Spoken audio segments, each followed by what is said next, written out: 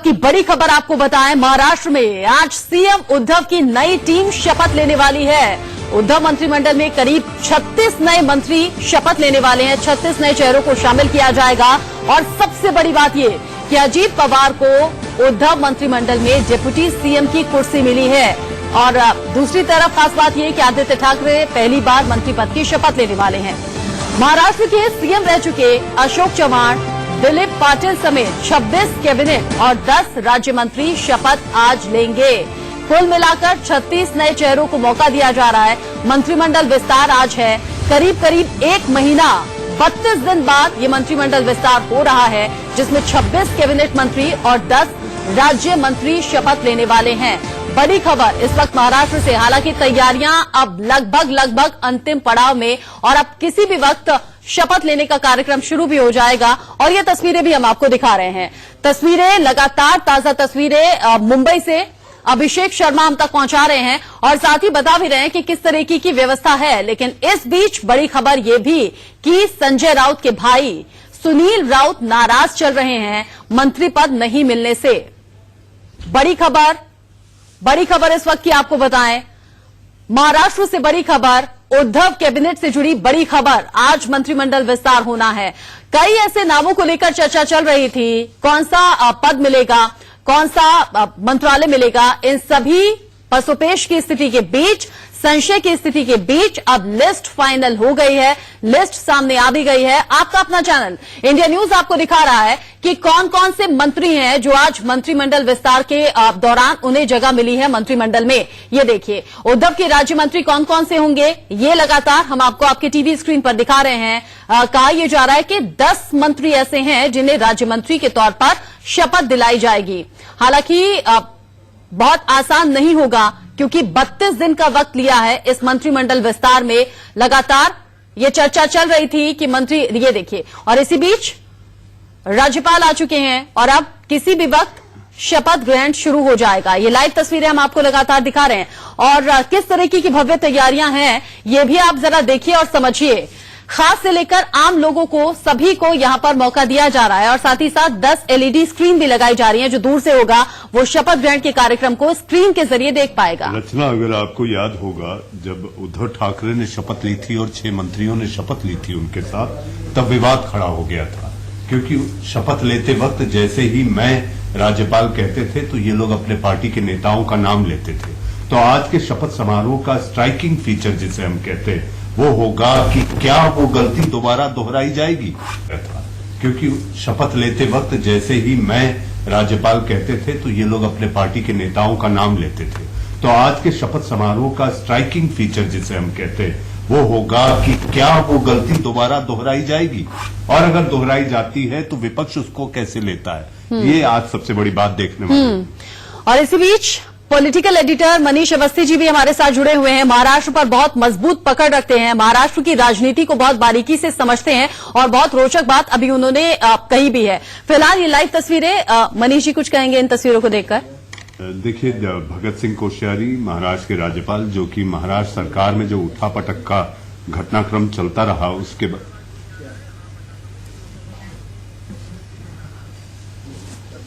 Live तस्वीरें हम अपने दर्शकों तक लगातार पहुंचा रहे हैं और मनीष जी से भी जानेंगे इन तस्वीरों के मायने क्या हैं, किसकी बॉडी लैंग्वेज क्या कह रही है, और सबसे बड़ी बात ये, उद्धव ठाकरे आखिर संजय राउत को मनाएंगे कैसे।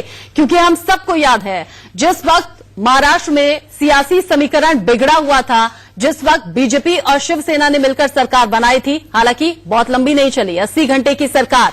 उसके बाद संजय राउत बार बार मीडिया के सामने आकर अपनी बात रख रहे थे, मजबूती के साथ अपनी बात रख रहे थे, झुकने को तैयार नहीं थी शिवसेना, किसी भी तरह के समझौते को तैयार थी नहीं।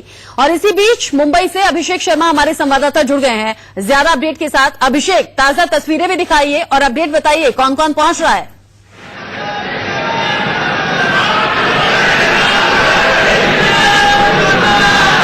यहाँ पर पहुंच चुके हैं। अब देखिए ठीक यहाँ पर किस तरीके से तमाम राज्यपाल तो मौजूद हो चुके हैं। अब देखिए पहले जो मंत्री हैं उप मुख्यमंत्री के पद पर अजीत पवार, वह शपथ लेना शुरुआत कर दी है। अजीत पवार इस वक्त उप मुख्यमंत्री के पद पर एनसीपी से शपथ ले रहे हैं। आप लाइव तस्वीर देखिए इस वक्त यहाँ पर जी। व एकात्मता उन्नत राखीन. मी महाराष्ट्र राज्याचा उपमुख्यमंत्री म्हणून माझी कामे निष्ठापूर्वक व शुद्ध बुद्धीने पार पाडीन आणि संविधान व कायदा यानुसार सर्व तऱ्हेच्या लोकांना मी निर्भयपणे व निस्पृहपणे तसेच कोणाच्याही विषयी ममत्वभाव किंवा आकस न बाळगता न्याय वागणूक देईन. मी अजित अनंतराव पवार गांभीर्यपूर्वक दृढकथन करतो की महाराष्ट्र राज्याचा उपमुख्यमंत्री म्हणून माझ्या विचारार्थ आणली जाईल किंवा मला ज्ञात होईल अशी कोणती बाब असा उपमुख्यमंत्री म्हणून माझी कामे यथायोग्य पार पाडण्यासाठी आवश्यक असेल ते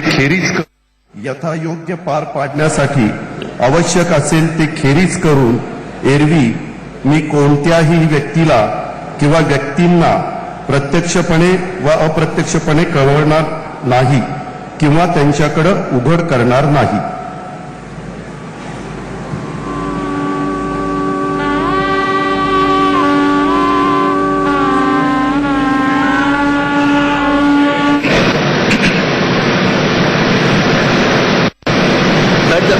बैठ के आराम से. हाँ एक नंबर से देते जाओ. हो गया 2 हो गया. बीजेपी के साथ जाकर मिलकर सरकार बनानी थी, लेकिन लगातार जिस तरीके से शरद पवार और उनके परिवार की तरफ से दबाव डाला गया, अजीत पवार को बैकफुट पर जाना पड़ा. अजीत पवार को अपना फैसला वापस लेना पड़ा और आज अब शिवसेना, एनसीपी और कांग्रेस की गठबंधन की सरकार में डिप्टी सीएम का पद एक बार फिर से मिला है अजीत पवार को. हालांकि इससे पहले भी उप मुख्यमंत्री रह चुके हैं. इस बार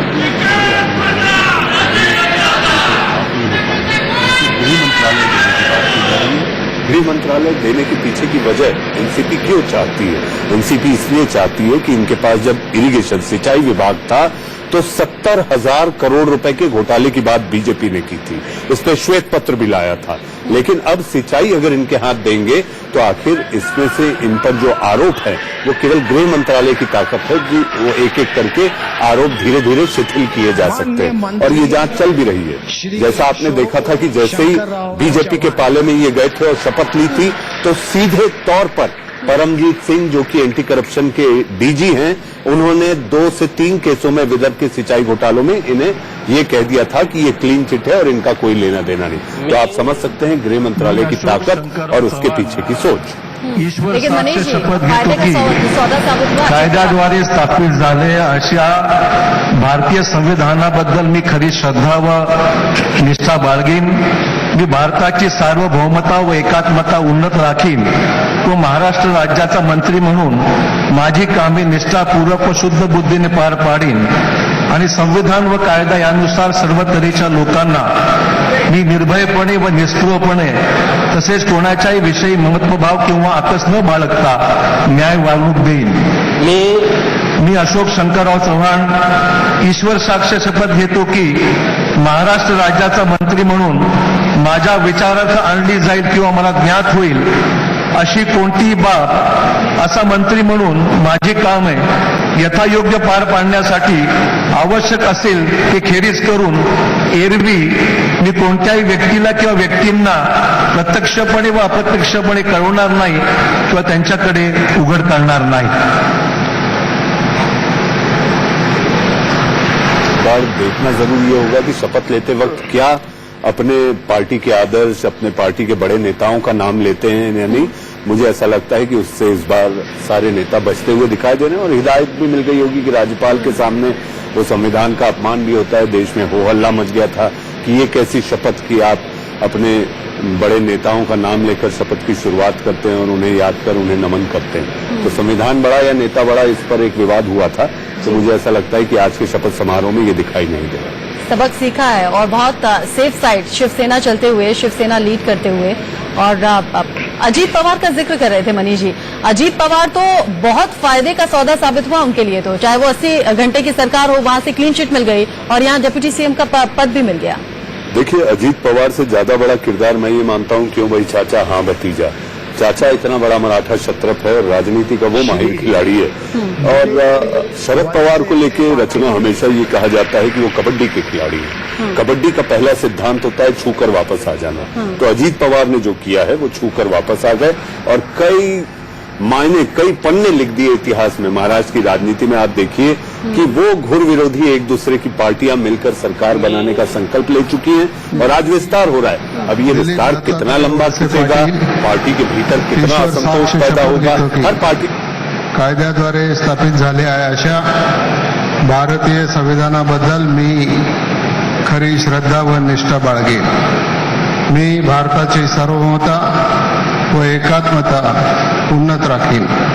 मी महाराष्ट्र राज्याचा मंत्री म्हणून माझी कामे निष्ठापूर्वक व शुद्ध बुद्धीने पार पाडीन आणि संविधान व कायदा यानुसार सर्व तऱ्हेच्या लोकांना मी निर्भयपणे व निष्ठुरपणे तसेच कोणाच्याही विषयी ममत्व भाव किंवा आकस न बाळगता न्याय्य वागणूक देईन।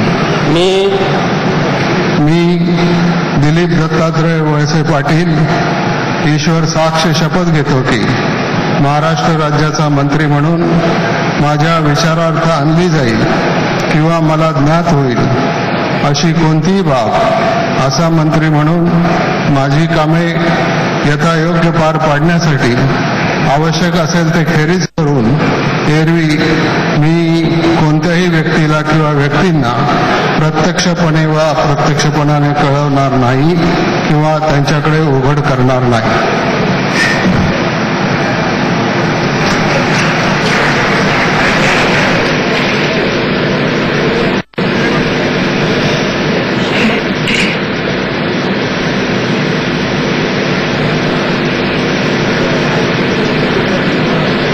नहीं है मराठी में, उसका कोई औचित्य नहीं है। आप क्या समझ पा रहे हो वो मराठी में सुनकर?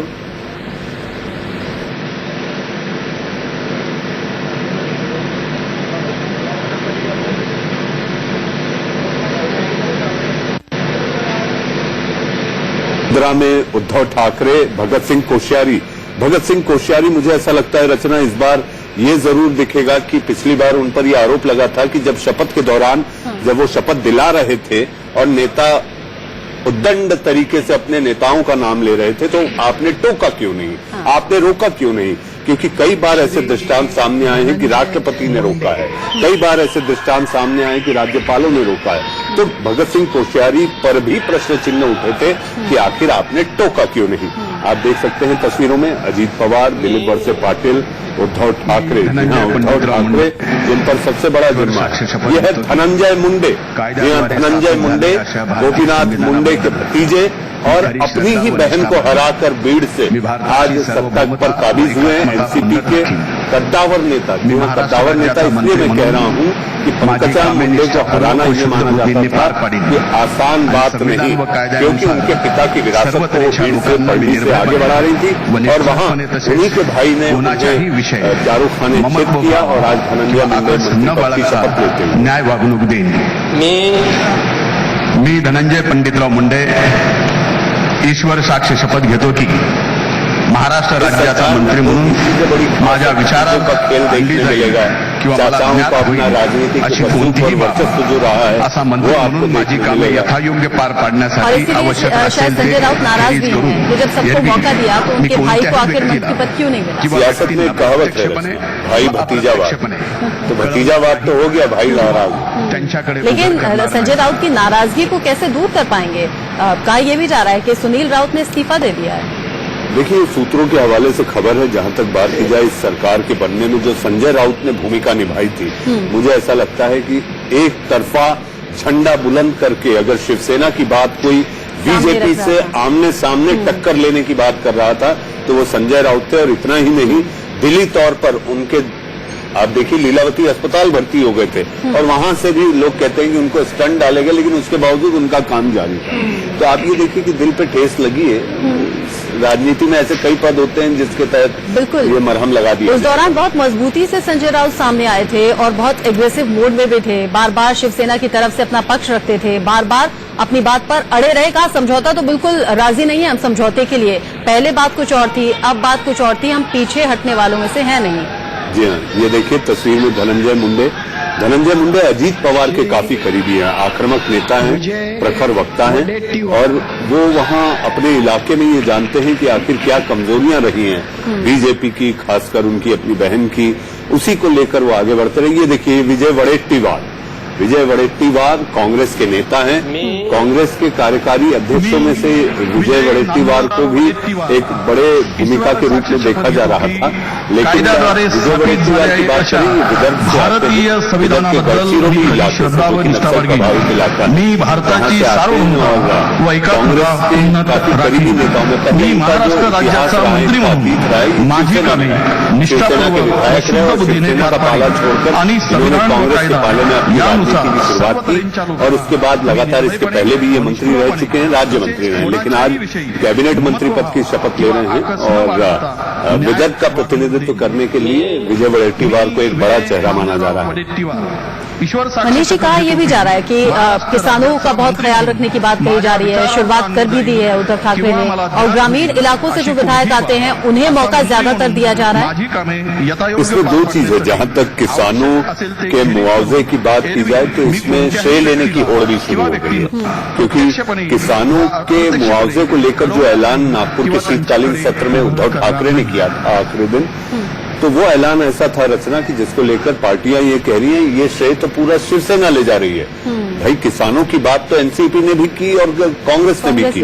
तो इस सरकार में सबसे मजेदार बात ये होगी कि ये सरकार में कोई भी अगर बड़ी नीति का ऐलान होता है तो उसका श्रेय कौन लेगा, क्योंकि आज नहीं कल फिर चुनाव में जाना है, और जब अगर चुनाव में जाना है तो क्या ये तीनों पार्टियों का गठबंधन चुनाव में उतरेगा, जो कि असंभव सा दिखाई देता है, और अगर ऐसा नहीं तो श्रेय कौन लेगा। तो मुझे ऐसा लगता है कि कुछ ही दिन बाद कुछ ही घंटे बाद बंदरबांट की जो स्थिति होगी उसमें से आवाज जरूर आना शुरू होगी। हालांकि जब बीजेपी और शिवसेना ने बीजेपी और एनसीपी ने मिलकर सरकार बनाई थी, अजीत पवार जब उस साइड चले गए थे, तो ऐसा लग नहीं रहा था कि 80 घंटे की सरकार होगी। मतलब यहाँ कोई ऐसी भविष्यवाणी दूर दूर तक थी नहीं, लेकिन हुआ। अब यहाँ बीजेपी कह रही है कि कुछ ही दिनों में तस्वीर साफ हो जाएगी, सिर्फ फुटबॉल की स्थिति यहाँ भी आएगी। नहीं, बीजेपी कह रही से ज्यादा मेरी मराठवाड़ा के, विदर्भ के, पश्चिम महाराष्ट्र के कुछ विधायकों से आज सुबह से लगातार बातचीत चल रही थी। मराठवाड़ा के कई दलित चेहरों को इस बात से असंतोष है कि अब्दुल सत्तार, जो कि शिवसेना में हाल ही में आए हैं, उन्हें मंत्री पद दिया गया, लेकिन जो शिवसेना के लिए पिछले 20 सालों से काम कर रहे हैं वो नदारद है। ये देखिए, ये अनिल देशमुख ये काटोल से आते हैं, नागपुर से 60 किलोमीटर दूर काटोल इनका विधानसभा क्षेत्र है और एनसीपी के पुराने नेताओं में से हैं, पवार के करीबी हैं, और विदर्भ का प्रतिनिधित्व करने के लिए नागपुर को ज्यादा प्रतिनिधित्व इसलिए भी दिया जा रहा है कि बीजेपी सरकार के जो मुख्यमंत्री रहे हैं देवेंद्र फडणवीस, वो नागपुर से आते हैं। वो नागपुर से आने का मतलब, अगर हम बॉम्बे, पश्चिम महाराष्ट्र के अलावा अगर हम विदर्भ को अलग छोड़ देते हैं तो विदर्भ राज्य की जो मांग है वो फिर से सिर उठाने लगेगी। तो इसलिए कोशिश ये की जा रही है कि जितने बड़े चेहरे हैं, बड़े नेता हैं, उनको अच्छे पद दे। मतलब अगर हम बॉम्बे, पश्चिम महाराष्ट्र के अलावा अगर हम विदर्भ को अलग छोड़ देते हैं तो विदर्भ राज्य की जो मांग है वो फिर से सिर उठाने लगेगी। तो इसलिए कोशिश ये की जा रही है कि जितने बड़े चेहरे हैं, बड़े नेता हैं, उनको अच्छे पद देकर विदर्भ को इंटैक्ट रखा जाए, क्योंकि शिवसेना की ये भूमिका है कि विदर्भ राज्य अलग नहीं करना है। हालांकि शरद पवार और कांग्रेस वक्त वक्त पर फाजल अली कमीशन का हवाला देते हुए कई बार ये कह चुके हैं कि हाँ, विदर्भ में वो सारी स्थिति है कि विदर्भ को अलग राज्य बनाया जा सकता है। तो ये सारी बातों को दूर करने के लिए मुझे ऐसा लगता है कि विदर्भ में अभी और एक दो चेहरे आएंगे, मैं बताऊंगा। विदर्भ से बच्चू कडू आएंगे और एक दो नाम है जो सामने आएंगे, तो विदर्भ को ज्यादा से ज्यादा प्रतिनिधित्व देने की कोशिश सेना की भी है, तो सेना के साथ साथ एनसीपी कांग्रेस। हालांकि उद्धव ठाकरे के लिए ये बड़ा मुश्किल होने वाला है आगे, कि सबको ये जो असंतोष की लहर अभी से सुनाई दे रही है, सबको संतुष्ट रखना, सबको शांत रखना, सबको खुश रखना। ऐसे में ये जो आज मंत्रिमंडल विस्तार हो रहा है, मनीष जी, आपका सेंस क्या कहता है? इसमें भाई भतीजावाद तो है ही, लेकिन साथ ही साथ और किन किन बातों को ध्यान में रखा गया है? क्या वहां भी जातिगत समीकरण चलते हैं? देखिए, सियासत का पहला नाम ही धर्म आधारित राजनीति, अगर उसका वो अगर सामने ना हो तो मुझे ऐसा लगता है कि सियासत गंगा की तरह पवित्र हो जाएगी। तो वो सारी बातों के साथ ही साम दाम दंड भेद, ये अब राजनीति का दूसरा सिद्धांत जो शास्त्रों में भी रहा है, जो चलता रहा है। लेकिन जहां तक बात की जाए, आपने कहा कि असंतोष की बात, तो राजनीति में you can not please everyone, और राजनीति में एक और कहावत है, politics is the game of changing colours. रंग बदलना ही राजनीति सियासत का पहला सिद्धांत हो चुका है। तो आपने रंग बदलने में 80 घंटे में आपने देखा कि कितने जल्दी रंग बदले। ये देखिए, अनिल देशमुख नागपुर में रहते हैं, नागपुर से 60 किलोमीटर दूर काटोल इनका विधानसभा क्षेत्र है। भगत सिंह कोश्यारी से मिलते हुए श्री हसन मुशर्रफ। हसन मुशर्रफ, जी हाँ, हसन मुशर्रफ कोल्हापुर से आते हैं। इनके भाई आईजी पुलिस हुआ करते थे, एसएम मुशर्रफ, और उन्होंने ही तेलगी कांड जो है बंड पुलिस स्टेशन जो पुणे में था वहां पर पहला रजिस्टर किया था। हसन मुशर्रफ ये काफी कद्दावर नेता माने जाते हैं कोल्हापुर से। और कोल्हापुर में अगर आप बात करें पश्चिम महाराष्ट्र की, तो शिवसेना और शिवसेना के साथ साथ पश्चिम महाराष्ट्र में एनसीपी का अच्छा वर्चस्व है, अच्छी ताकत है। और हसन मुशर्रफ को लाकर एनसीपी ये बताना चाहती है कि हमारे यहाँ सर्वधर्म संभाव। मुस्लिम चेहरों को भी मौका मिलता है। अभी एक और बड़ा चेहरा आएगा एनसीपी का, जो कि मुस्लिम चेहरा होगा, लेकिन वो मुंबई से होगा, जिसका नाम है नवाब मलिक। सर्व तऱ्हेच्या लोकांना मी निर्भयपणे, निस्पृहपणे, तसेच कोणाच्याही विषयी ममत्व भाव किंवा आकस न बाळगता न्याय वागणूक देईन।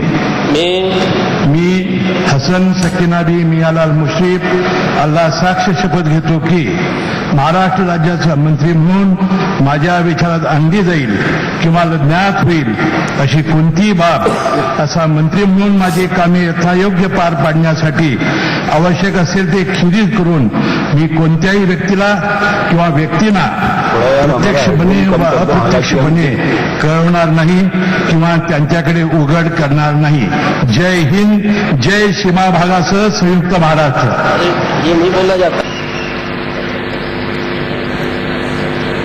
हसन मुशर्रफ जी पश्चिम महाराष्ट्र के कद्दावर नेता, शरद पवार के काफी करीबी। ये सब जो आप एनसीपी की ताकत देख रहे हैं, ये शरद पवार के अपने वो नेता हैं जिनको पवार ने खड़ा किया है। और राजनीति में इन्होंने शरद पवार का साथ भी नहीं छोड़ा। कितने ही बुरे दिन रहे हों पिछले 5 साल लगातार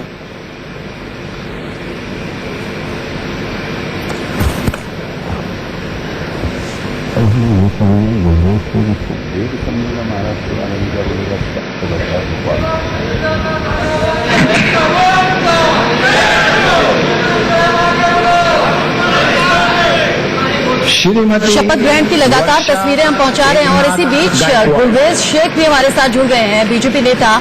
गुलरेज जी, शपथ ग्रहण समारोह चल रहा है, यहाँ पर बीजेपी तरह तरह की भविष्यवाणी करती रही, कह रही थी कुछ ही दिन में गठबंधन टूट जाएगा। देखिए, यहाँ तो सब कुछ बहुत अच्छे से चल रहा है। भारतीय संविधानाचे आगे पीछे कुछ नहीं बोलना है। हनीमून से बाहर निकल रहे हैं, इसके बाद बात करेंगे। परंतु एक बात तो ये कहना चाहूंगा कि जिस भजन भगत सिंह कोश्यारी से हंस के बात कर रहे उद्धव ठाकरे भी, उन लोगों ने उनको कोश्यारी को होशियारी कहा था। तो यह भी स्मरण में रहे। जिस अजीत पवार को भी इन्होंने शपथ दिलवाई उप मुख्यमंत्री की, उन्होंने कहा था कि कांग्रेस भारतीय जनता पार्टी ने अपने बाड़े में एक काड़ा पाल लिया है जिसका नाम है। गुलरेज जी 1 मिनट रुकिए, मैं जो मंत्री अभी शपथ ले रही हैं इनके बारे में दर्शकों को जानकारी देना चाहूंगा। ये वर्षा एकनाथ गायकवाड़ हैं। एकनाथ गायकवाड़ दलित नेता हैं मुंबई से, उनकी ये बेटी हैं और लगातार धारावी दुनिया की सबसे बड़ी झोपड़पट्टी जिसे स्लम कहते हैं वहां से ये विधायक रह चुकी हैं। इनके पिता बड़े दलित नेता रहे हैं मुंबई से, वो शपथ ले रही है कैबिनेट पद की। इसके पहले भी आप मंत्री रही हैं, वर्षा एकनाथ गायकवाड़। गुलरेज जी अपनी बात पूरी करें। जी, तो मैं कह रहा था कि इन्होंने इन्हीं भगत सिंह कोश्यारी को होशियारी कहा था। ये वही लोग हैं जिन्होंने अजीत दादा को, जब वो भारतीय जनता पार्टी ने उनको बनाया था उप मुख्यमंत्री, तब इन्होंने कहा था कि इन्होंने भारतीय जनता पार्टी ने अपने बाड़े में एक भैंसा पाल लिया है जिसका नाम अजीत पवार है, वो उसका दूध निकालना चाहते हैं। तो अब देखते हैं कि ये क्या दूध निकालेंगे। देखिए, एक बात पर हम अभी चर्चा कर रहे थे कि अजीत पवार जी के ऊपर स्कैम हो, ये सब चीजें, लेकिन उससे महत्वपूर्ण बात यह है कि यह उप मुख्यमंत्री का पद शरद पवार ने संभवतः इसलिए दिलाया हो होगा तो संभवतः इनके पास गृह मंत्रालय भी जाए, क्योंकि प्रफुल्ल पटेल की जो समस्याएं हैं वो इनसे भी बड़ी है, क्योंकि उनका नाम इकबाल मिर्ची और डी कंपनी के साथ जाके जुड़ता है। दूसरी चीज एक और है, गुरवेश जी सुनिए ना, हमारे पॉलिटिकल एडिटर मनीष अवस्थी जी बता रहे थे, जो कि बिल्कुल ठीक भी है, राजनीति जो ऐसी है ना उसमें आप एक टाइम पर सबको खुश नहीं कर सकते। आप अपना ही वक्त याद कर लीजिए, अजीत पवार को तो आपने भी बुलाया था, डिप्टी सीएम पद आपने भी दिया था, क्लीन चिट भी आपने रातों रात दे दी थी। क्या आपने भविष्यवाणी सोची थी? क्या आपने सोचा था कि 80 घंटे की सरकार होगी? यहाँ तो 32 दिन गुजर गए। उसमें तो केवल कुछ केसेस जिनमें उनका नाम नहीं था उसमें क्लीन चिट दी थी, ना कि सब चीजों में मिली थी। सबसे पहले ये पॉइंट टू बी नोटेड है। दूसरी बात जो है कि हमने तो उनको कभी ऐसा नहीं कहा कि हमने ऐसा गुरेश जी राजेंद्र सिंह ने शपथ ले रहे हैं। मैं इनके बारे में जरा दर्शकों को बता दूं, राजेंद्र सिंह ने, जी हाँ, ये सहकारिता में इनका बड़ा काम है। विदर्भ के बुल्ढाना जिले से आप आते हैं। इनके पिता भी बड़े नेता रहे और शरद पवार के काफी करीबी। जब से पार्टी एनसीपी बनी तब से ये लगातार बने रहे हैं। राजेंद्र सिंह का सहकारिता के क्षेत्र में जो काम है वो सराहनीय माना जाता है और इसी बात को लेकर शरद पवार ने हमेशा इनकी प्रशंसा भी की है। राजेंद्र शिंगणे बुलढाणा से प्रत्यक्षपणे व अप्रत्यक्षपणे कळवणार और नाही। एक एक करके उद्धव कैबिनेट के मंत्री शपथ ले रहे हैं। बहुत सोच समझकर, बहुत ही स्ट्रेटेजी के तहत ये लिस्ट तैयार की गई है। हालांकि ये कहा भी जा रहा था कि चूंकि 3 पार्टियों के अलग अलग नेता हैं, उन्हें खुश भी करना है, कहीं भी असंतोष की लहर ना आए, कोशिश तो ये की गई है। हालांकि असंतोष की लहर आ भी रही है सामने। संजय राउत नाराज हैं। हालांकि अब धीरे धीरे और भी खबरें आएंगी, क्योंकि ऐसे बहुत से नेता होंगे, ऐसे बहुत से विधायक होंगे जो उम्मीद कर रहे होंगे। मनीष जी भी नाम दूंगा आपको, नाराज है। मेरा कहना ये है, संजय राउत नाराज हो गए। सुनील राउत के इस्तीफे देने की खबर आ रही है सूत्रों के हवाले से। अभी जैसे जैसे वक्त और आगे बढ़ेगा, हो सकता है कि ऐसे ही असंतोष की लहर और भी ज्यादा देखने को मिले, सुनने को मिले। रचना, इस बात की जानकारी मुझे भी आ रही है कि काफी शिवसेना के जो विधायक हैं वो काफी असंतोष के साथ साथ वो नाराज भी हैं पार्टी आला कमान से कि पार्टी के लिए वो पिछले 20 सालों से लगातार दिन रात एक किए हुए थे। मराठवाड़ा में जो प्रतिनिधित्व चाहिए था वो प्रतिनिधित्व नहीं मिला और इसी बात को लेकर ये असंतोष अगर बढ़ता रहा तो मुझे ऐसा लगता है बीजेपी इस असंतोष को भुनाने में और लपकने में कोई कोर-कसर नहीं छोड़ेगी। मी मोहम्मद नवाब मोहम्मद इस्लाम मलिक, ये देखिए मैं जिनका जिक्र कर रहा था आपसे, नवाब मलिक वो चेहरा, जी हाँ, लगातार एनसीपी का प्रवक्ता के रूप में और प्रवक्ता के साथ साथ एक ओजस्वी वक्ता के रूप में अपनी बात इन्होंने रखी और तीनों पार्टियों को लेकर संतुलित भाषा के साथ ये जो नेशनल मीडिया से मुखातिब होते थे और लगातार घटनाक्रम में सबसे बड़ा चेहरा अगर एनसीपी का जो कि पोस्टर बॉय जो मीडिया से बात करेगा वो नवाब मलिक ही रहे हैं। और मेरी जानकारी ये है कि जब ईडी को लेकर नोटिस की बात सामने आई थी, शरद पवार को नोटिस दिए जाने की जो सुर्खियां आई थी और उस समय जो आंदोलन की भूमिका तैयार की गई थी, उसके किरदार और सर्वे सर्वा शरद पवार को मनाने वाले कि आपको ईडी दफ्तर जाना होगा, वो कोई और नहीं, जो शख्स अभी इस वक्त टेलीविजन स्क्रीन पर शपथ ले रहा है वो नवाब मलिक था। आप मुंबई के कुर्ला इलाके से आते हैं, आपका काफी वर्चस्व है वहां पर और आप इसके पहले भी मंत्री रहे। प्रत्यक्षपणे। लेकिन मनीष जी, खास होंगी वो तस्वीरें जब आदित्य ठाकरे शपथ लेंगे और सोचने वाली बात ये भी होगी कि कौन सी जिम्मेदारी उन्हें दी जाएगी, क्योंकि शायद कहने की जरूरत नहीं है सोशल मीडिया पर कैसे कैसे तंज होते हैं या कैसे कैसे कमेंट्स होते हैं। मैं केवल कहना चाहूंगा मैम। हाँ गुलरेज जी कह दीजिए आप। देखिए, ये सब पूरे कैबिनेट को आप यदि उठाकर देखें तो इसमें गहरी छाप दिखती है वंशवाद की, चाहे वो ठाकरे परिवार का वंश हो, चाहे वह देशमुख वंश हो या चाहे पवार वंश हो। तो ये सभी अपनी अपनी आगे की पीढ़ी को, आगे की प्रोजेनी को प्रोजेक्ट करने का काम हो रहा है। अच्छा नहीं लगता। और एक बार बताएं, आप इतने गुलरेज साहब मैं आपको रोकना चाहूंगा। गुलरेज जी जिस परिवारवाद की बात कर रहे हैं, महाराष्ट्र में एकनाथ खड़से, गोपीनाथ मुंडे, प्रमोद महाजन, ये आपके यहाँ क्या है? राजेश टोपे। नहीं, देखिए प्रमोद महाजन की जहां तक विषय है, प्रमोद महाजन की एकनाथ खड़से क्या है कि वो जमीन से उठकर आई है, ग्रास रूट। अच्छा, आप कर ले तो जमीन से आए हैं, बाकी हवा से टपक गए। आप ये देखिए ना कि देशमुख जी ने क्या किया। आप देखिए देशमुख जी के बच्चों ने कुछ नहीं किया है, वो सीधे वहां पैराशूट पे आए हैं। अजीत पवार केवल शरद पवार का प्रतिबिंब है, उद्धव ठाकरे का। गुलरेज साहब, सहकारिता के क्षेत्र में अजीत पवार का जो काम है, शायद आपको उसकी जानकारी नहीं है महाराष्ट्र की। भ्रष्टाचार भी तो बहुत हुआ है सर। तो क्यों नहीं उजागर किया आपने? उसी को तो अपनी गोद में बैठाया था आपने।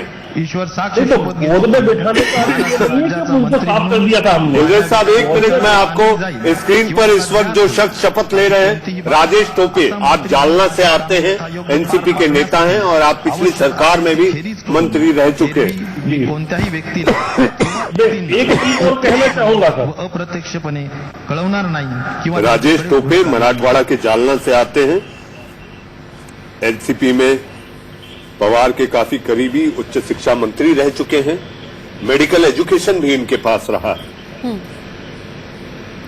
मतलब बहुत सोच समझकर इस कैबिनेट का विस्तार किया जा रहा है। दलित चेहरों को जगह, मुस्लिम चेहरों को जगह, कम से कम जिस तरह की कंट्रोवर्सी में बीजेपी फंस जाती है या बीजेपी जवाब देते नहीं बनता, उस कंट्रोवर्सी से कम दूर रही है शिवसेना। मुझे ऐसा लगता है कि शिवसेना कंट्रोवर्सी अब अंदरूनी तौर पर पैदा होगी। और जहां तक आप पूछ रही थी कि अगर आदित्य ठाकरे शपथ लेंगे तो क्या होगा और उन्हें क्या पद दिया जाएगा या क्या पोर्टफोलियो मिलेगा, मुझे ऐसा लगता है इस शपथ समारोह से वो शिक्षा जरूर ले रहे होंगे। और ऐसा होता भी है, मेरा जवाब भी छुपा है। ऐसा होता भी है ना मनीष जी, जब ये देखिए, सुनील केदार नागपुर से आते हैं। नागपुर से 35 किलोमीटर दूर सावनेर है। सावनेर विधानसभा क्षेत्र है इनका। काफी कद्दावर और बाहुबली नेता माने जाते हैं। इन पर 2000 में एक होम ट्रेड बैंक घोटाले का आरोप था। सहकारिता के क्षेत्र में 100 करोड़ का उस समय संजय अग्रवाल के साथ मिलकर कोऑपरेटिव बैंक के 100 करोड़ रुपए की हेराफेरी का आरोप रहा है। सुनील केदार लगातार विधायक रहे हैं। आप राजनीतिक परिवार से आते हैं। इनके पिता बाबा साहब केदार बहुत बड़े नेता, सहकारिता के क्षेत्र में शरद पवार के काफी करीबी रहे। जैसा कि मैंने आपसे कहा था कि विदर्भ और नागपुर को सबसे ज्यादा प्रतिनिधित्व दिया जा रहा है, क्योंकि किसी भी तौर पर ये सरकार नहीं चाहती कि अलग राज्य की मांग मुखर हो। सुनील केदार, भविष्य में किसी भी तरह की परेशानी ना हो, किसी भी तरह से विरोध के सुर ना उठें, इसका भी ध्यान बखूबी रखा गया है, जैसे मनीष जी जानकारी दे भी रहे हैं। मनीष जी, उम्मीदों की बात हो रही थी आदित्य ठाकरे से। अब जब उम्मीदें हैं, जिम्मेदारी उनके कंधों पर डाली जाएगी, तो मैच्योरिटी की, परिपक्वता की उम्मीद हम करें। मेरे ख्याल से उनका जो लालन पालन हो रहा है उसमें सबसे बड़ी भूमिका उनके मां की है। तो चूंकि शिवाजी आदर्श पुरुष के रूप में शिवसेना के हैं, तो शिवाजी की पहचान जीजा माता से है। और मुझे ऐसा लगता है कि आदित्य के लिए उनकी मां रश्मि ठाकरे जीजा माता की तरह उनको एक एक पाठ पढ़ाती है और उसी तरह वो आगे भी बढ़ रहे हैं। उनके चुनाव लड़ने का फैसला लेने में भी रश्मि ठाकरे की बड़ी भूमिका थी।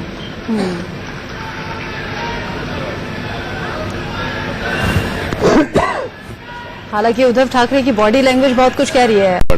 उनके चुनाव लड़ने का फैसला लेने में भी रश्मि ठाकरे की बड़ी भूमिका थी।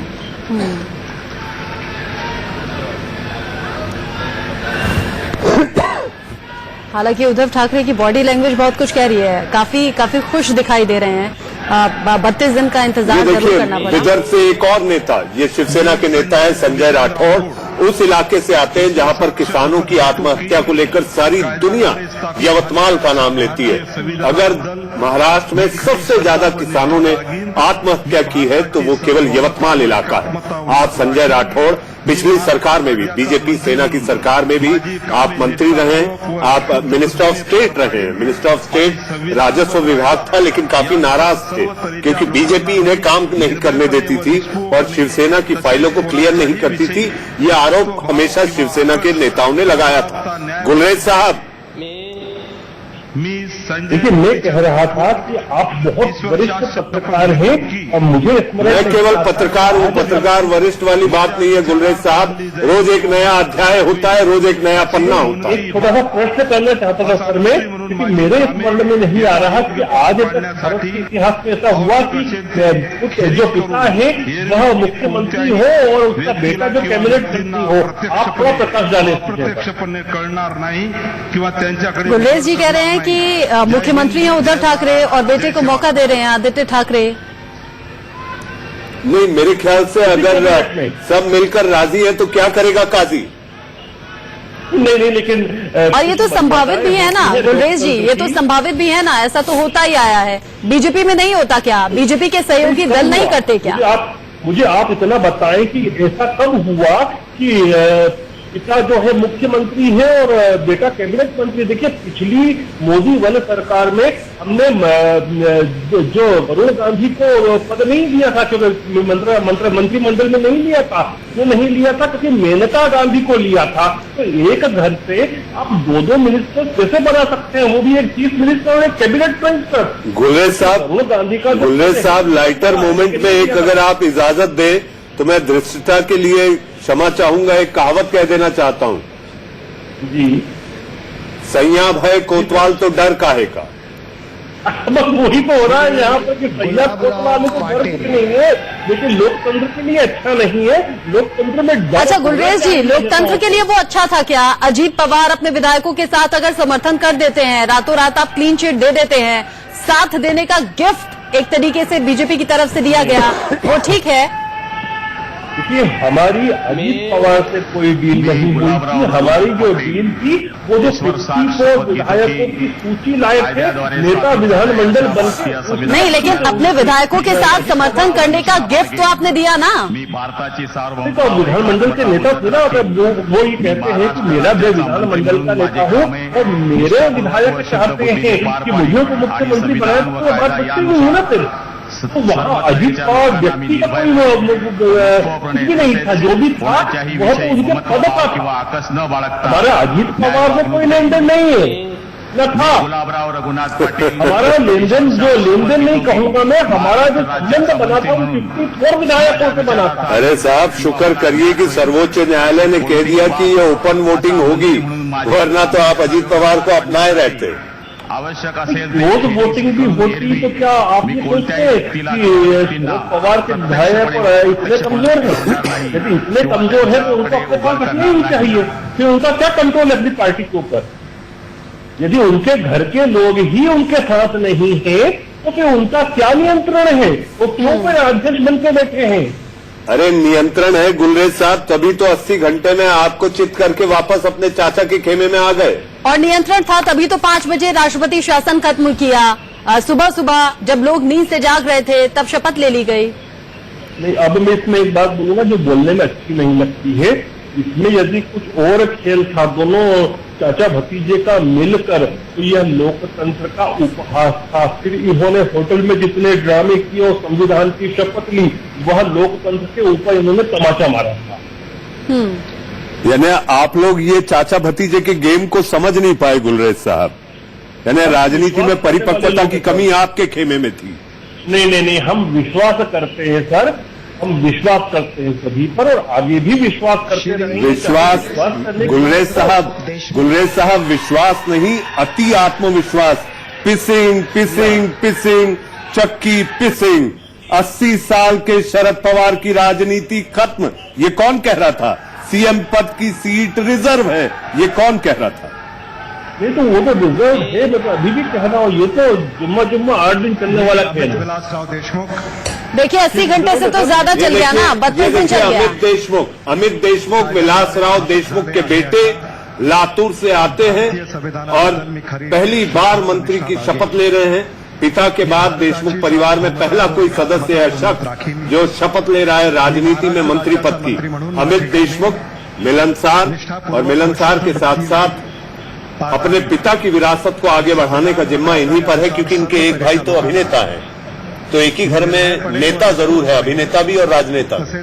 और कई बार अभिनेताओं को नेता बनते हुए, नेताओं को अभिनेता बनते हुए हमने देखा भी है। लेकिन इनके भाई का जो किरदार है वो कॉमेडी का है। कभी कभी पॉलिटिक्स में भी ऐसे मोड़ आ जाते हैं क्या हो गया गुलरेज जो कॉमेडी से साहब, कम नहीं बड़ा लगता। ठहाका मार के हंस रहे हैं आप। मंत्री म्हणून देखिए कॉमेडी तो ये महाराष्ट्र की जनता के साथ ये लोग कर रहे हैं ना सर, मैं क्या बोलूं, मुझे भी अच्छा नहीं लग रहा देखकर। मंत्री म्हणून अरे साहब, सियासत की कॉमेडी सर्कस जो महाराष्ट्र में चली है ना, मैंने अपने कार्यकाल में, एक पत्रकार के कार्यकाल में मैंने कभी नहीं देखी ऐसी सियासत। प्रत्यक्षपणे ये तो सच में शरद पवार ने बहुत गलत किया। नहीं, 80 घंटे की सरकार जब बनी थी तो कॉमेडी नहीं हुई थी गुलरेज जी। नहीं हुई थी। आप अच्छा, मैं आपसे ये पूछता हूँ कि आपके पास यदि विधानमंडल का नेता पत्र लेकर सिग्नेचर किए हुए अपने 54 विधायकों के लेकर आए तो आप क्या बोलेंगे कि रिजेक्ट करेंगे? जब आप सबसे बड़े दल हैं और तीसरे नंबर का सबसे बड़ा दल आपके पास आए और कहे कि आप मुख्यमंत्री बने, हम साथ सरकार बनाएंगे ताजा जो मिनिमम प्रोग्राम बनाकर, तो आप क्यों मना करेंगे? इसमें गलत भी नहीं है, अलोकतांत्रिक भी नहीं है, अनकॉन्स्टिट्यूशनल भी नहीं है, बिल्कुल लोकतांत्रिक नहीं था, बिल्कुल अनकॉन्स्टिट्यूशनल नहीं था। और हमने जो बात की थी वो तो हमारी बात हुई थी अजीत पवार से नहीं, उनके विधायकों से हुई थी, क्योंकि हम उस चिट्ठी के ऊपर विश्वास कर रहे थे। वाह, आपका इंटेलिजेंस क्या कर रहा था? आपको उस व्यक्ति से बात करनी चाहिए जो पार्टी का सर्वे सर्वा है। आपने तो उन्हें कोल्ड स्टोरेज में डाल दिया था कि 80 साल के शरद पवार की राजनीति का तो अंत हो चुका है।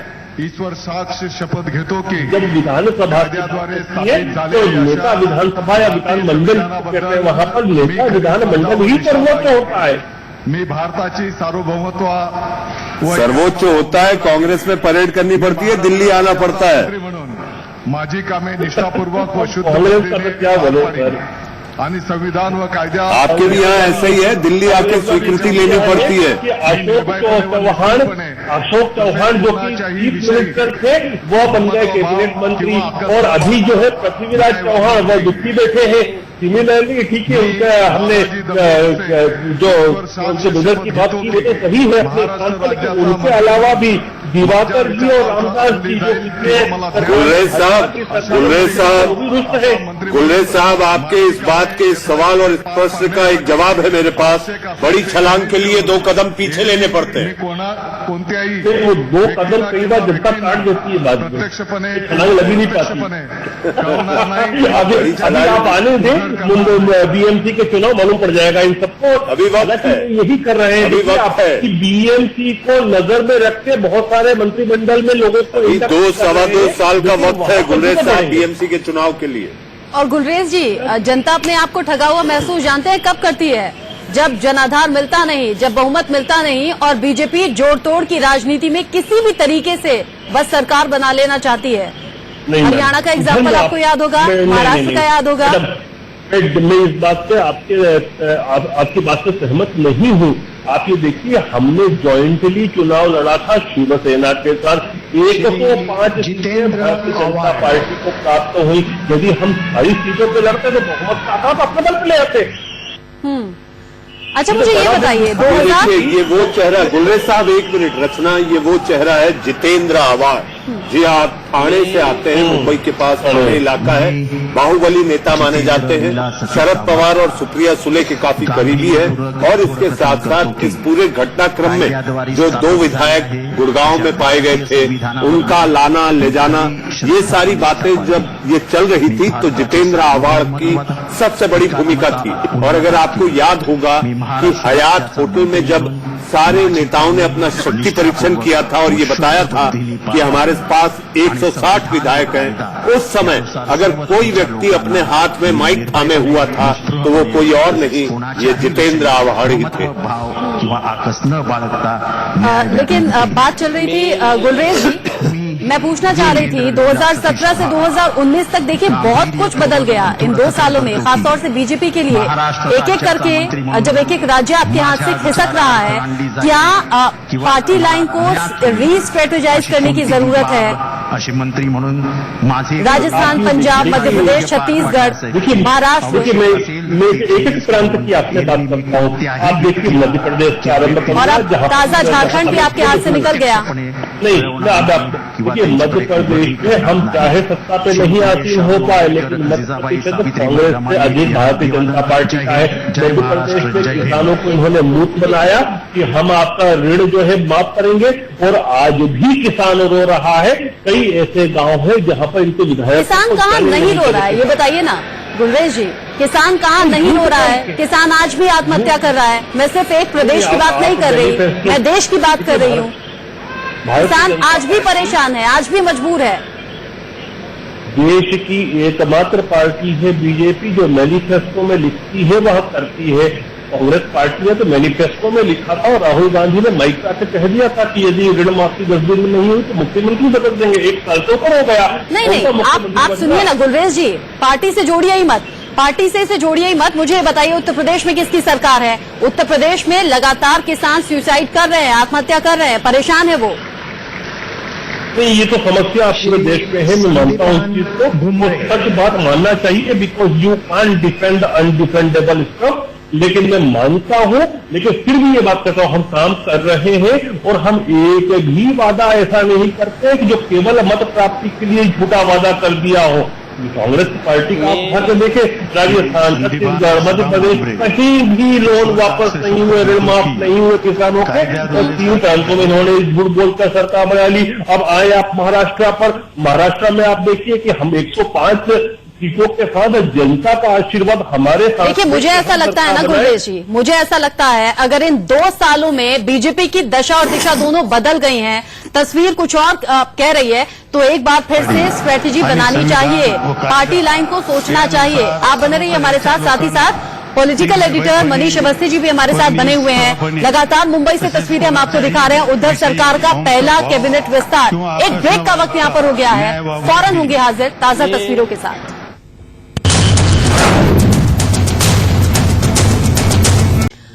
और सीधा तस्वीरें एक बार फिर से मुंबई से, उद्धव सरकार का पहला कैबिनेट विस्तार। ये यशोमती ठाकुर है, जी हाँ, ये विदर्भ से आती है, अमरावती इलाका है, अमरावती के तिवसा इलाके से इनका विधानसभा क्षेत्र है, वहां से आती है। कांग्रेस की आप युवा नेता रही हैं, और इसके साथ साथ अमरावती, जैसा कि मैंने फिर एक बार आपसे कहा था रचना, कि ज्यादा से ज्यादा प्रतिनिधित्व देने की तीनों पार्टियां अगर कोशिश कर रही है तो विदर्भ को कर रही है। विदर्भ हर लिहाज से संपन्न है, और ये कहा जाता है विदर्भ के लिए कि अगर राजधानी की घोषणा सुबह की जाए तो शाम से विदर्भ राज्य की राजधानी काम करने लगेगी।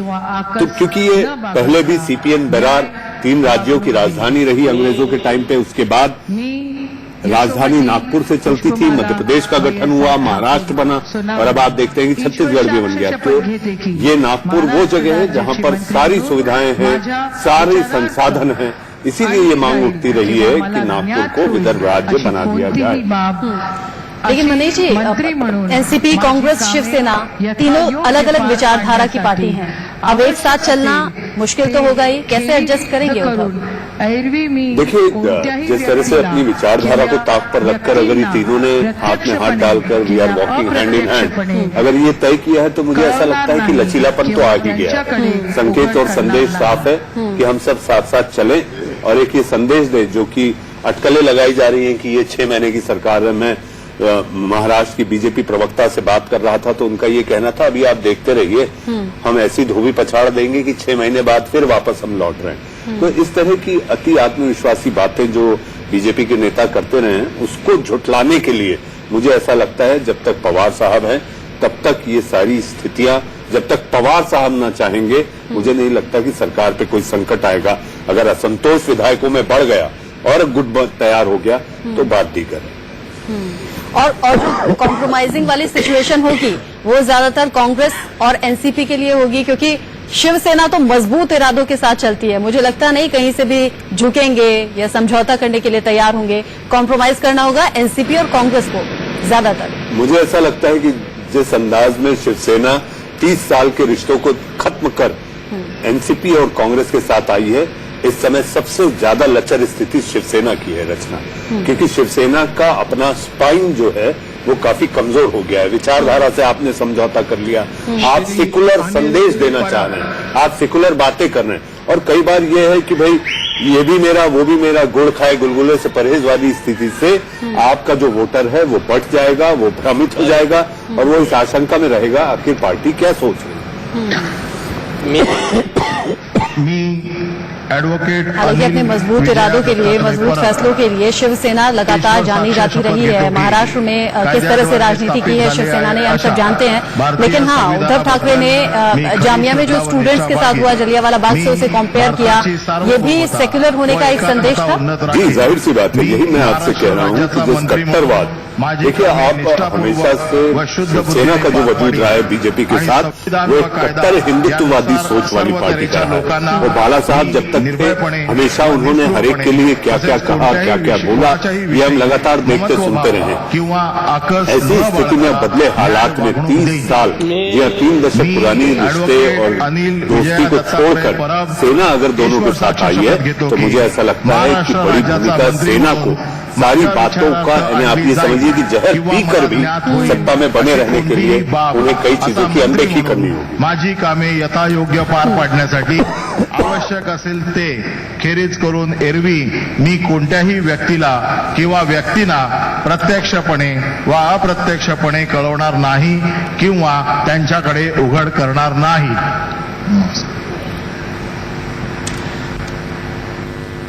शपथ ग्रहण कार्यक्रम चल रहा है, पहला कैबिनेट विस्तार है उद्धव सरकार का। बेहद खास दिन यह है, 32 दिन बाद पहला विस्तार मंत्रिमंडल है। इस वक्त की बड़ी खबर है, 32 दिन लग गए इस चिंतन मंथन में कि कौन किस लेवल पर पहुंचेगा, किसको कौन सा पोर्टफोलियो दिया जाएगा। और आज 32 दिन बाद महाराष्ट्र ने कैबिनेट एक्सपेंशन किया है। 36 नए मंत्री शपथ ले चुके हैं, जिनमें 26 कैबिनेट का हिस्सा बने हैं और बाकी 10 राज्य मंत्री हैं। हालांकि जो शिवसेना, एनसीपी और कांग्रेस के बीच जो थोड़ा बहुत मनमुटाव की खबरें भी आ रही हैं, लेकिन फिलहाल ये 5 तस्वीरें आपके सामने हैं। शपथ ग्रहण करने वाले ये 5 दिग्गज कद्दावर नेता अशोक चव्हाण, धनंजय मुंडे, अजीत पवार, दिलीप पाटिल, अनिल देशमुख, ये तमाम वो चेहरे हैं जिन्होंने शपथ ग्रहण की है। अजित पवार इनमें सबसे ज्यादा एक प्रोमिनेंट नाम निकलकर सामने आ रहा है, जो पहले बीजेपी के साथ धनंजय मुंडे, अजीत पवार, दिलीप पाटिल, अनिल देशमुख, ये तमाम वो चेहरे हैं जिन्होंने शपथ ग्रहण की है। अजित पवार इनमें सबसे ज्यादा एक प्रोमिनेंट नाम निकलकर सामने आ रहा है, जो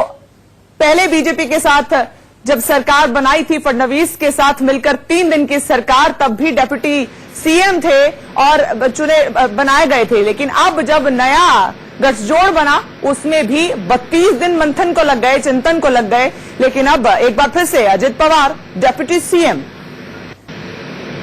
बन गए हैं। ये जो बीच की तस्वीर आप देख रहे हैं, ये इस वक्त की लाइव तस्वीरें हैं, सीधा प्रसारण आप देख पा रहे हैं। महाराष्ट्र में उद्धव ठाकरे की नई टीम, कैबिनेट विस्तार, कैबिनेट एक्सपेंशन की ये तस्वीरें हैं। और सबसे इंटरेस्टिंग यही कि अजित पवार इस सरकार में भी डेप्यूटी सीएम बना दिए गए हैं। अजित पवार रूठे हुए बताए जा रहे थे शरद पवार से, जब वो बीजेपी के साथ हाथ मिलाकर एक तरह से रातों रात फडणवीस के साथ सामने नजर आए थे। तस्वीरों में देवेंद्र फडणवीस सीएम शपथ ले गए थे और उनके साथ अजित पवार ने डेप्यूटी सीएम पद की शपथ ले ली थी। और उसके बाद 3 दिन में फिर मामला पलटा और शिवसेना ने एनसीपी और कांग्रेस के साथ मिलकर सरकार बनाई। और जब ये सरकार बनाई तो अजित पवार को वापस मनाने की कोशिशें तमाम चलती रही और वो कोशिशें कामयाब हुई। अजित पवार एक बार फिर से शरद पवार के साथ खड़े नजर आए। और अब ये तस्वीर आप देख रहे हैं, 32 दिन बाद आखिरकार इस बात की कयास पहले से लगाए जा रहे थे कि अजित पवार डेप्यूटी सीएम पद के लिए चुने जा सकते हैं। और कुछ ऐसा ही सामने आया। अशोक चव्हाण कांग्रेस के बड़े कद्दावर नेता और तमाम नेता, जिनमें 26 कैबिनेट और 10 राज्य मंत्री बनाए गए हैं। और इस वक्त की एक और बड़ी खबर है, वो भी आपको बता दें, उद्धव कैबिनेट के 36 मंत्री शपथ ले रहे हैं। तो इस वक्त और ये जो शपथ ग्रहण हो रहा है इसमें 4 मुस्लिम चेहरों को जगह दी गई है। उद्धव कैबिनेट में 10 मराठा मंत्री और 4 मुस्लिम चेहरों को जगह दी गई है। इनमें 2 महिला मंत्रियों को भी कैबिनेट में जगह मिली है। महाराष्ट्र में उद्धव कैबिनेट का विस्तार हुआ है जो कि काफी सेक्युलर नजर आ रहा है। 4 मुस्लिम चेहरे, 10 मराठा मंत्री, 2 महिला प्रतिनिधि, ये इस कैबिनेट एक्सपेंशन, कैबिनेट विस्तार का हिस्सा बने हैं। इस वक्त की ये बड़ी खबर आपको बता रहे हैं। शिवसेना, एनसीपी और कांग्रेस की सरकार बनी। लंबे जोड़ तोड़, लंबे जद्दोजहद के बाद ये तीनों पार्टियां एक साथ आई, स्थिर सरकार देने का वादा लेकर आई और अब 32 दिन लग गए इस चिंतन मंथन में किसको क्या दिया जाए, किसने क्या लेना है जिससे संतोष बना रहे सभी पार्टीज में और साथ ही साथ स्थिरता भी बनी रहे। तो 32 दिन लग गए। आदित्य ठाकरे की तस्वीर इस वक्त आप देख पा रहे हैं। उद्धव ठाकरे के बेटे हैं, पहली बार विधायक बने हैं और वो भी अब इस वक्त मंच पर हैं, शपथ ग्रहण के लिए पहुंचे हैं। मंत्री पद इनको भी देने की बात सामने आ रही थी और तस्वीरें भी यही बयान कर रही हैं। ईश्वर साक्ष शपथ घेतो की कायद्याद्वारे स्थापित झाले आहे अशा भारतीय संविधानाबद्दल मी खरी श्रद्धा व निष्ठा बाळगीन। मी भारताची सार्वभौमता व एकात्मता उन्नत राखीन। मी महाराष्ट्र राज्याचा मंत्री म्हणून माझी कामे निष्ठापूर्वक व शुद्ध बुद्धीने पार पाडीन आणि संविधान व कायद्यानुसार सर्व तऱ्हेच्या लोकांना मी निर्भयपणे, निस्पृहपणे तसेच कोणाच्याही विषयी ममत्व भाव किंवा आकस न बाळगता न्याय्य वागणूक देईन। मी आदित्य रश्मी उद्धव ठाकरे ईश्वर साक्ष शपथ घेतो की महाराष्ट्र राज्याचा मंत्री म्हणून माझ्या विचारार्थ आणली जाईल किंवा मला ज्ञात होईल अशी कोणतीही बाब असा मंत्री म्हणून माझी कामे यथायोग्य पार पाडण्यासाठी आवश्यक असेल ते खेरीज करून एरवी मी कोणत्याही व्यक्तीला किंवा व्यक्तींना प्रत्यक्षपणे व अप्रत्यक्षपणे कळणार नाही किंवा त्यांच्याकडे उघड करणार नाही। चलिए, तो तस्वीरों में आपने देखा आदित्य ठाकरे यंगेस्ट विधायक बने हैं महाराष्ट्र में, पहली बार चुनाव लड़ा और जीते भी और अब कैबिनेट का हिस्सा बन गए हैं।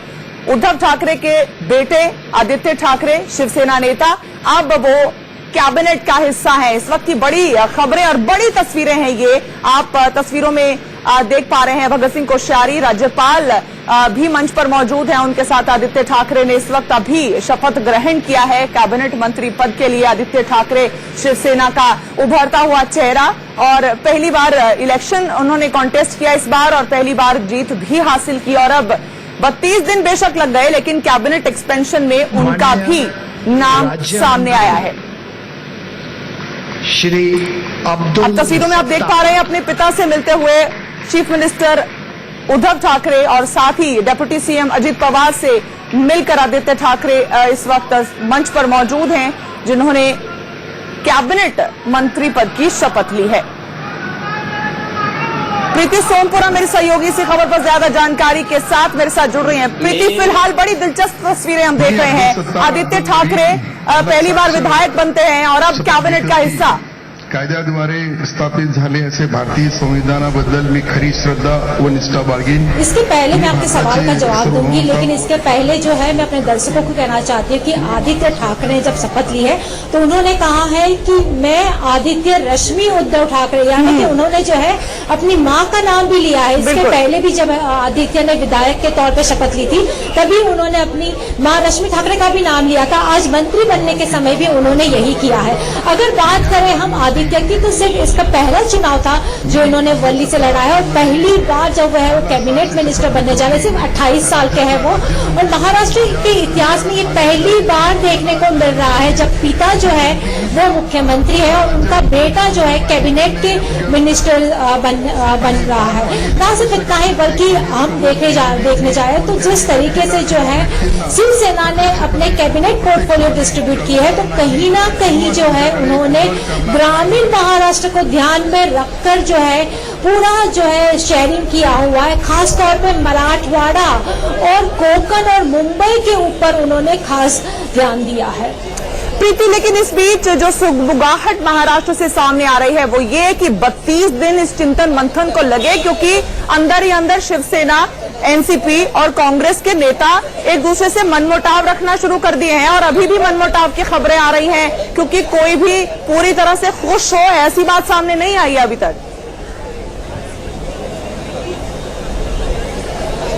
सबसे पहले मैं शिवसेना की बात करूंगी। शिवसेना में जो है काफी विवाद शुरू हो गया है, क्योंकि इसके पहले के 2 मंत्री जो दिग्गज मंत्री थे, रामदास कदम और रविंद्र वायकर, उनको दोबारा मौका नहीं दिया गया है। वहीं दूसरी ओर संजय राउत, जो इस पूरे तीनों पार्टियों को साथ में लाने में जिनका अहम रोल था, वो संजय राउत के भाई सुनील राउत का नाम भी चल रहा था, लेकिन आखिरी मौके पर जो है उनका पट्टा कट कर दिया। इससे भी संजय राउत और ये कहा जा रहा है कि उनके भाई सुनील राउत नाराज है। वहीं दूसरी अगर देखने जाए तो कांग्रेस की अगर बात करें तो कांग्रेस ने भी जो है अपने दिग्गज नेता और पूर्व मुख्यमंत्री पृथ्वीराज चौहान को जो है कैबिनेट मंत्री का दर्जा नहीं दिया है। लेकिन जो खबरें हमें मिल रही है उसके मुताबिक जो है महाराष्ट्र प्रदेश कांग्रेस के अध्यक्ष पृथ्वीराज चौहान को बनाया जाएगा। वहीं दूसरी ओर अगर बात करें एनसीपी की, तो एनसीपी में भी जो है रोहित पवार, जो शरद पवार के भाई के बेटे हैं, उनका नाम भी चल रहा था, लेकिन शरद पवार ने उनका नाम भी काट दिया और आखिरकार जो है अब अजीत पवार भी सीएम का पद संभालेंगे और आज रात तक या कल सुबह तक जो है कैबिनेट पोर्टफोलियो डिस्ट्रीब्यूट भी हो जाएगा। वहीं दूसरी ओर बात करें सहयोगी दल की, तो राजू शेट्टी का भी नाम चल रहा था, लेकिन इन तीनों पार्टियों ने अपने सहयोगी दल में से किसी को भी मौका नहीं दिया है। सिर्फ और सिर्फ शिवसेना ने ही जो है अक्कलकुआ के विधायक जो है बच्चू कडू, जो प्रहार संगठन से जुड़े हैं, उनको मौका दिया है, उनको राज्य मंत्री का दर्जा देने जा रही है शिवसेना। लेकिन कांग्रेस और एनसीपी से जो लोग जुड़े थे, जैसे कि समाजवादी पार्टी उनके साथ जुड़ी हुई थी, और इसके अलावा राजू शेट्टी जुड़े हुए थे स्वाभिमानी शेतकरी संगठन से, पीडब्ल्यूपी पार्टी जुड़ी हुई थी, उनमें से किसी को भी जो है उन्होंने मंत्री पद का दर्जा नहीं दिया। तो ये बाकी जो सहयोगी दल है उसमें भी काफी नाराजगी चल रही है। प्रीति, एक और बात है जो इस वक्त खास ध्यान देने लायक है, वो ये कि जो अब नाराज चल रहे हैं, बीजेपी यकीनन चाहेगी कि अंदर खाते उनको अपने साथ लिया जाए, क्योंकि स्थिर सरकार देना शिवसेना, एनसीपी और कांग्रेस की पहली चुनौती है।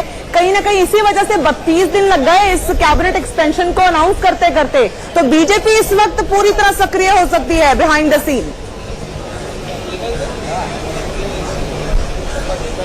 अगर बिहाइंड द कर्टन्स हम अगर बात करते हैं कि पर्दे के पीछे की कहानी अगर बताए, तो बीजेपी फिलहाल जो है वेट एंड वॉच की भूमिका में है। उस बीजेपी को भी पता है कि 3 पार्टियों को मिलकर मिलीजुली सरकार बनाना जितना आसान दिखता है उतना है नहीं, क्योंकि पिछले 1 महीने से लगातार जो है गृह मंत्रालय को लेकर ही जो है शिवसेना और एनसीपी में तुतले में चल रही थी।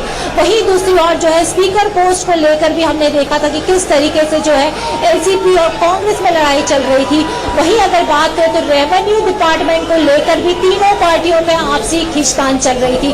तो कहीं ना कहीं एक दूसरी बात यह भी है कि जो है इस बार जो है काफी एग्रेसिव भूमिका में जो दिखाई देंगे वो अजीत पवार होंगे। महाराष्ट्र के उप मुख्यमंत्री वो है अभी बनेंगे, वो इनका नाम कुछ ही दिन में अनाउंस किया जाएगा डीसीएम पोस्ट के ऊपर अजीत पवार का नाम। और इसके बाद अजीत पवार की अगर बात करें तो एडमिनिस्ट्रेटिव लेवल पे जो है उन्होंने इसके पहले भी काफी अच्छा काम किया था और शिवसेना के लिए भी इतना आसान नहीं होगा अजीत पवार को संभालना। बिल्कुल ठीक है प्रीति। इसी बीच हमारे दर्शकों की भी हम बताते चले तस्वीरें इस वक्त शपथ ग्रहण की जो विधि है वो भी चल रही है। अब से पहले आप जो तस्वीरें देख रहे थे उसमें पिता पुत्र नजर आ रहे थे। डिप्टी सीएम बने अजीत पवार, सीएम उद्धव ठाकरे एक तस्वीर में नजर आ रहे थे, साथ ही साथ आदित्य ठाकरे अब कैबिनेट मंत्री बन गए हैं, वो भी आप तस्वीरें देख पा रहे थे। प्रीति, एक और दिलचस्प बात दोबारा आप अजीत पवार का जिक्र कर रही थी। अजीत पवार, उनकी स्थिति ऐसी है कि 10 की 10 उंगलियां घी में और सर कढ़ाई में, चाहे वो देवेंद्र फडणवीस के साथ खड़े थे या अब वो शिवसेना, एनसीपी, कांग्रेस के साथ खड़े हैं।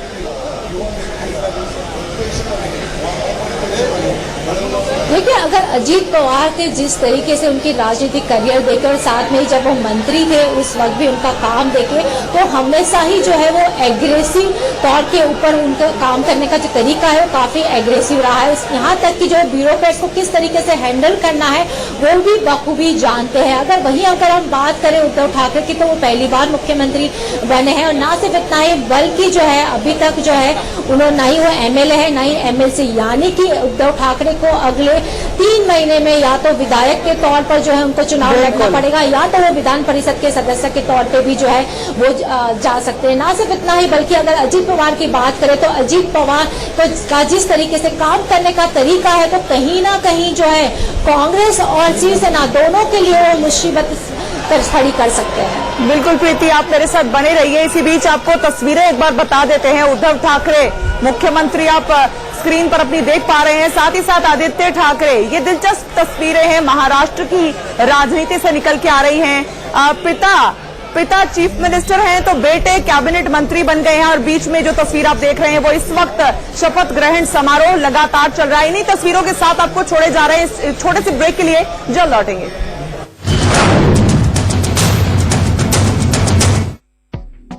एसोसिएट स्पॉन्सर विल दोस्ती डोमिनो।